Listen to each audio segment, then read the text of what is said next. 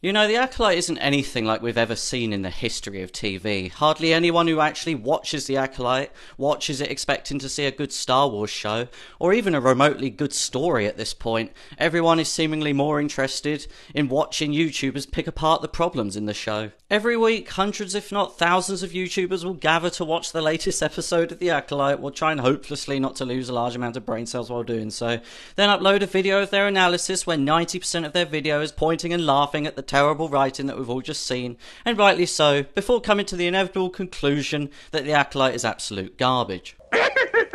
It's common knowledge that Leslie Headland is a totally unqualified, incapable, incompetent, untalented and totally useless writer and director, and that's exactly why we watch it. It's not every day that we get to witness someone or something who is totally incompetent try to do something like run a TV show, which requires a tremendous amount of skill, experience, intelligence, practice and expertise. Sadly, I've seen every episode of The Acolyte, which is more than what the editors of this show has seen. I've spoken in previous videos how important editing is to a filmmaker, and while it's not a magic wand, it comes pretty damn close to it. A film editor is like a sculptor shaping a lump of clay. The director gives them the raw footage, which is flexible and has lots of possibilities. The editor then molds and refines the clay, smoothing it, cutting off the unnecessary bits and shaping the story. By carefully working with it, the editor brings out the heart and soul of the story, creating a final piece that flows well, connects with the audience and tells a compelling story. That's what a good editor does. Immediately there was an issue with episode 6, and that was that the editors hadn't even seen episode 5. You're seriously telling me, the audience, that in the time frame that May knocked her out in episode 5, Osha was unconscious for long enough that May can strip her naked, put another set of clothes on her, and for Smiler Wren, the gimp or whatever you want to call him, for him to come along, find her, pick her up, take her to his ship, fly across the galaxy to some literal unknown planet, carry her off his ship, and carry her to his Batcave and lay her back down before she wakes up. We're not even 1 second into this episode. This is the first flipping frame. I just hit my leg.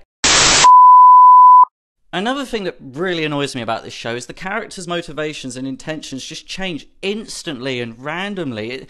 It's like that May character has split personality disorder. 1 second she's fine, next second she's evil, 1 second she wants to talk, the next second she wants to kill the person she's talking to.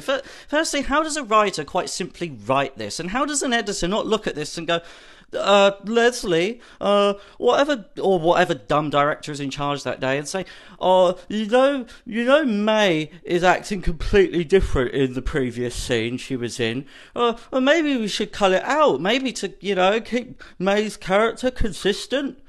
What does the director say to this? Don't worry about it, no one's watching, who cares? Just do whatever. Alright then. Thanks, Leslie.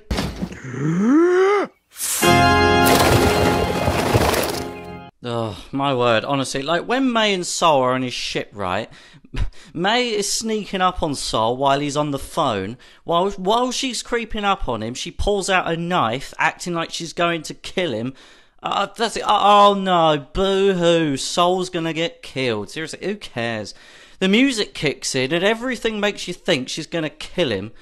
Oh, that's a point. The music kicked in, finally, after 6 episodes.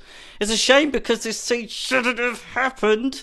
This scene was stupid because later in the episode it's clear that May is there to get information from Sol about what happened on the lesbian witch Power of Many planet 16 years ago. The power of many.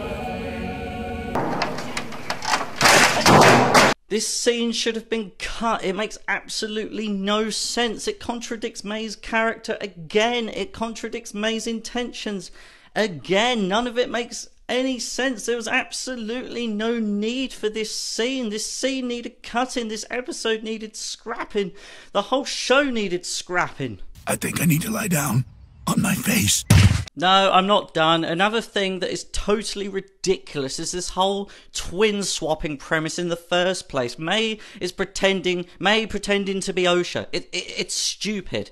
Anyone who has been around twins for a couple of minutes will be able to tell twins apart. Osha was Sol's Padawan, for crying out loud. He's a Jedi Master. This is just lazy writing.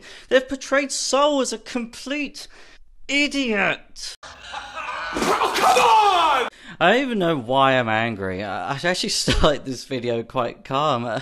I guess it's because there are so many talented actors, writers, directors, editors, just filmmakers out there who Disney or Lucasfilm won't even look at because they're not totally incompetent lesbians, or because Disney aren't fond of men who are a certain skin colour. There have been times where, you know, there's no way we're hiring a white male person. Just kind of unspoken. There are times when it's spoken, but how would they say it? there's no way we're hiring a white male person. But that's a discussion for another time. Anyway, because I'm a relatively new YouTuber, the YouTube algorithm doesn't always pick up my videos, so if you're new around here and you don't want to miss out on any of my future videos, hit that subscribe button.